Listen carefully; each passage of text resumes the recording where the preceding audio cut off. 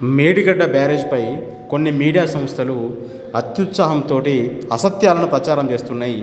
Medigadda barrage ఇప్పుడు ఎట్లా ఉందో, అంటే గతంలో మొన్న వర్షాల కంటే ముందు ఎట్లా ఉందో ప్రస్తుతం కూడా అట్లాగే ఉంది.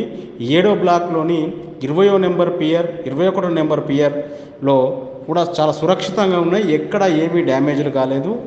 ఒక ప్రచారం, ఒక విజువల్ను చూపెట్టి ఏదో ప్రచారం చేసే ప్రయత్నం చేస్తున్నారు. ఈరోజు మధ్యాహ్నం కూడా ఫీల్డ్ ఇంజనీర్లు వెళ్ళి మేడిగడ్డ బ్యారేజీని, ఆ దెబ్బతిన్న బ్లాక్లను పరిశీలించారు. ఎక్కడ కూడా ఎలాంటి డ్యామేజీలు లేవు. మిగతా బ్లాకుల్లో గోదావరి ఇన్ఫ్లో అవుట్ఫ్లోస్ ఎట్లా ఉన్నాయి అంటే, గోదావరి మేడిగడ్డ బ్యారేజ్ మీదకి ఎన్ని నీళ్ళు వస్తున్నాయో బ్యారేజ్ పై ఎగువ భాగానికి 85 గేట్ల నుంచి అన్నీ నీళ్లు కిందికి పోతున్నాయి. ఎక్కడ ఎలాంటి అవాంతరాలు లేవు. ఎలాంటి ఇబ్బందులు లేకుండా మేడిగడ్డ బ్యారేజ్ నుంచి నీళ్లు దిగువకపోతున్నాయి. ఇప్పుడు ఈవినింగ్ వరకు మేడిగడ్డ బ్యారేజ్కి 3,40,000 క్యూసెక్ల ఇన్ఫ్లో ఉంటే గేట్ల నుంచి 3,41,000 క్యూసెక్ల అవుట్ఫ్లో పోతుంది. 16 టీఎంసీలు దాని కెపాసిటీ.